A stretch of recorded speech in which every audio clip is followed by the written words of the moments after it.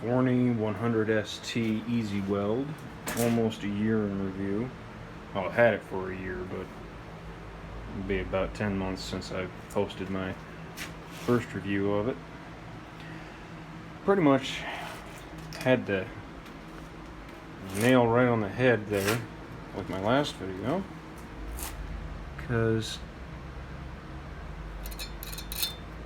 that's not what I lay when I'm at work with a slightly more expensive machine.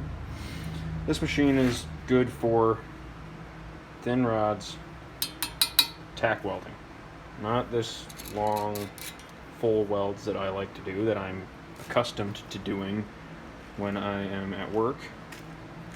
That is not to say that these are bad welds. Aren't good, but they're not bad. More than anything, it's just they're unsatisfactory to someone who knows better than to submit that to a foreman. Especially when you grind stuff like that away, it reveals pitting. Now, some of that is the grind from the metal, some of that is the welder burning away. You can see didn't quite get through all the way on the edges. Now some of that is again the weld, some of that is the metal, it's dirty metal. This is a stick welder. I shouldn't be having pits like that. That is unacceptable to me. So I gotta go back in and fix that. This is the top of my piece. I want to make it look nice. That can't be covered up by paint. I do not JB weld my shit. This machine would almost operate better if that was hooked up to a foot pedal, so that you can crank it all the way up to 80, and your stinger can strike you at your full arc.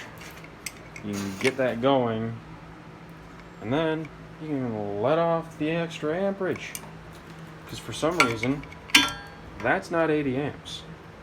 That is, well, it'll start at 80 amps maybe right in here. Then by the time you get here, mind you, you're racing ahead of your own weld puddle because you can't keep up. The moment you touch your weld puddle, it's going to stick. You get down here,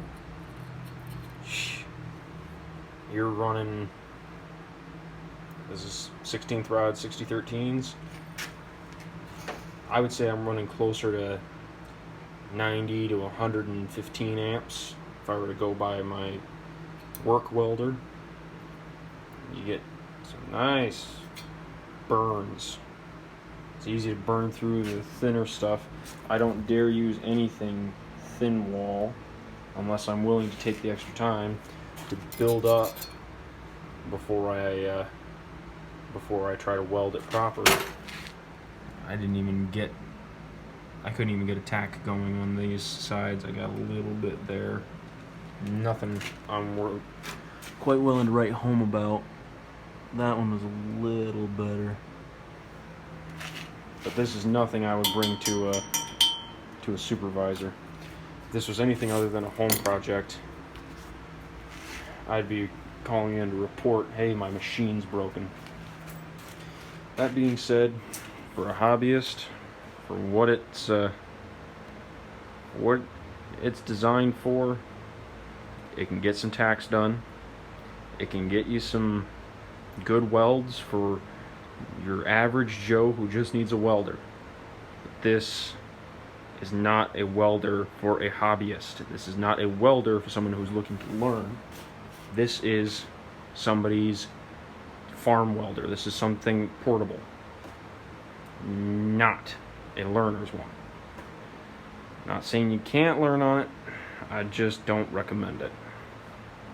That being said, for what I paid for it, mind you, it's dropped $100 since I did pay for it. It's not too bad. Like I said, it gets me through my day. I didn't have to drop $3 grand. $300 gets you going. Could be worse.